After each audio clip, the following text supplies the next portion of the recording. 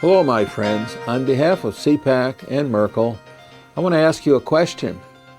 Have you heard or read the observations of experts and journalists and public officials that we do not have a Middle East strategy? We do not have a Middle East policy. How can this be? All these years into this administration, 4.5 years since the outbreak of the ill-named Arab Spring, we do not have a U.S. Middle East policy and strategy. I think this is shameful, disgraceful, and very dangerous to America. Now, I know such a strategy or policy exists somewhere in the bowels of the Pentagon, the Department of Defense, but it has not sprung forth, and the administration, the White House and the State Department have not enunciated this strategy, and therefore the American public cannot decide whether they support it or oppose it or would like to see changes made. And we have read and we have heard that the scripture says, how can people repair to the battle if there's an uncertain trumpet?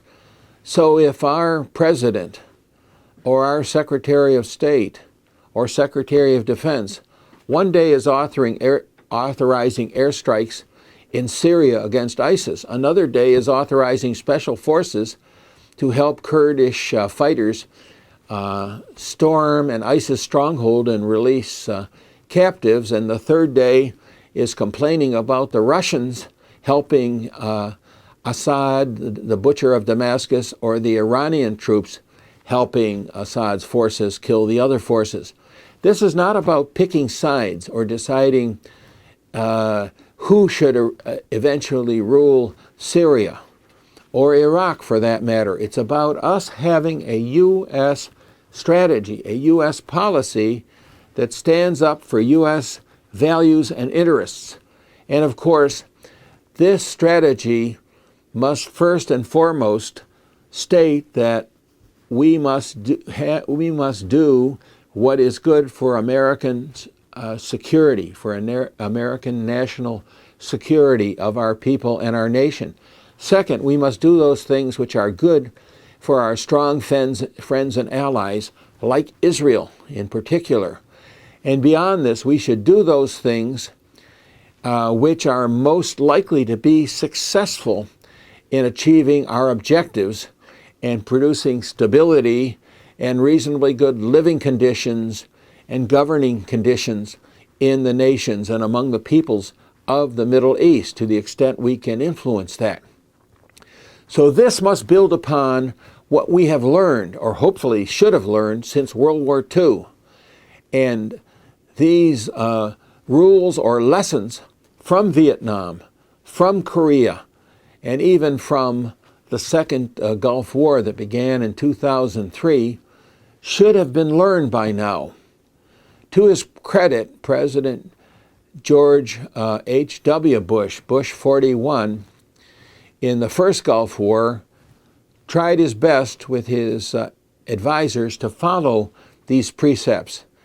And they are basically that we don't go to war until it is absolutely necessary. In other words, we don't have military action until diplomatic and economic and information and other offensives have proved insufficient or ineffective. And then when we do go to war with military action, we must ensure that the American public is behind this, that the Congress has approved it, that we use overwhelming force, that we know what our objective is, what will constitute victory or success, and that we have an exit strategy so that we know how to complete the action and pull out most of our forces, and then that we also have provision for whatever kinds of occupation or pacification or democratization is necessary and possible, as we did in Germany, Japan, South Korea, and a number of other places at the end of World War II. And some of those forces, as you know,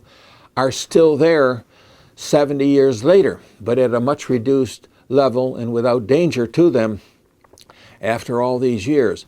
This is a rough outline of what we are indicating in our primary legislative alert today on our website, www.cpaconline.org.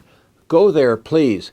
Send this message by an email to your senators and to your United States representative in the House of Representatives, and by this letter with whatever changes you want to make in it, but it's ready to go with a few keystrokes, send this message to Congress that since the administration, the White House, has not stated a Middle East policy, has not articulated a Middle East policy, you want all the members of Congress on a strong, veto-proof, bipartisan basis to pass a law and enroll a bill, send it to the president, and if need be, pass it over his veto, to put in place this very reasonable and principled Middle East policy and strategy by law, which will govern our future involvement of our military forces in the Middle East, if need be, and ensure that all those people, all those men and women who have given their lives or may give their lives or be injured in future will not have died or suffered in vain. Thank you very much. God bless you, and look forward to your membership in CPAC and your support for Merkel, which makes our unique initiatives such as this one possible. Thanks again. Talk to you soon.